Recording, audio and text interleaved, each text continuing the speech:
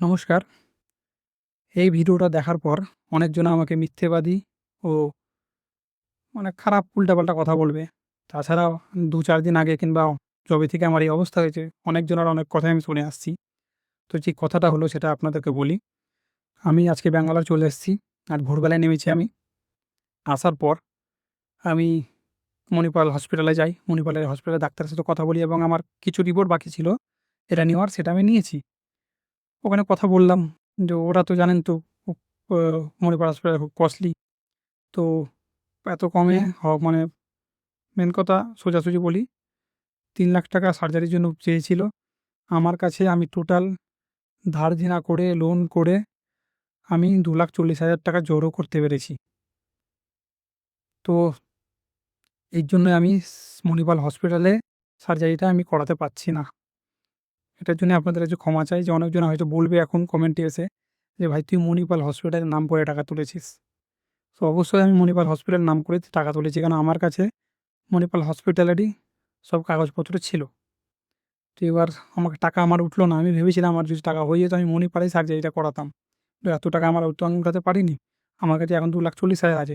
সেই ২,৪০,০০০ এ তো সার্জারি হবে না। তার উপর আমি এখানে থাকছি, খাচ্ছি এবং হোটেল ভাড়া। আমাকে আবার বাড়ি যেতে হবে। টোটাল যদি করি ৪,০০,০০০ সামথিং খরচা হতে পারে।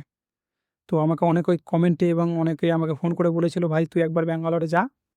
ব্যাঙ্গালোরে অন্য হসপিটালে একবার ট্রাই কর। অনেক হসপিটাল আছে যেটা এই সার্জারি কম টাকায় হতে পারে।"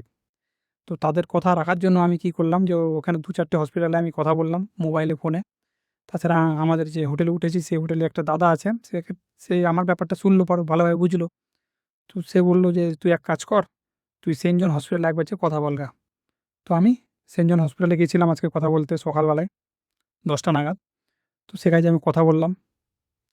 কথা বলে ডাক্তারের সাথে কথা বললাম। তো ডাক্তার বলল যে, "তোমার যেটা প্রবলেম কিংবা তোমার যে সার্জারিটা করানো দরকার, সেই ডাক্তার আজকে বসেনি।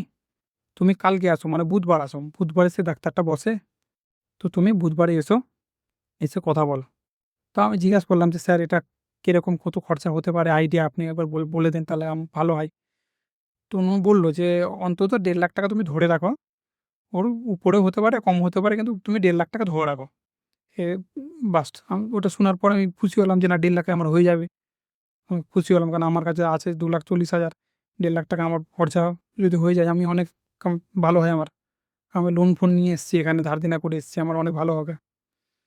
তো ওর জন্যই বলছি যে আমাকে ভুল বুঝবেন না। অবশ্যই আমাকে খুব খারাপ বলবেন না যে পরিস্থিতি এতই খারাপ। আমি মণিপালে করাতে চেয়েছিলাম কিন্তু আমার পক্ষে সম্ভব হলো না। যদি আমাকে পয়সা থাকতো আমি অবশ্যই সেখানে করাতাম। এবার এখন আপনাদের গল্প, আপনারা যদি আমাকে গাল দেন তো কিছু করার নেই এতে। ধন্যবাদ। আমাকে সাহায্য অবশ্যই এখনও চাই আপনাদের, এখনও আমার দরকার। সার্জারি হওয়ার পরেও আমাকে আপনাদের সাহায্য এখনও লাগবে। ধন্যবাদ।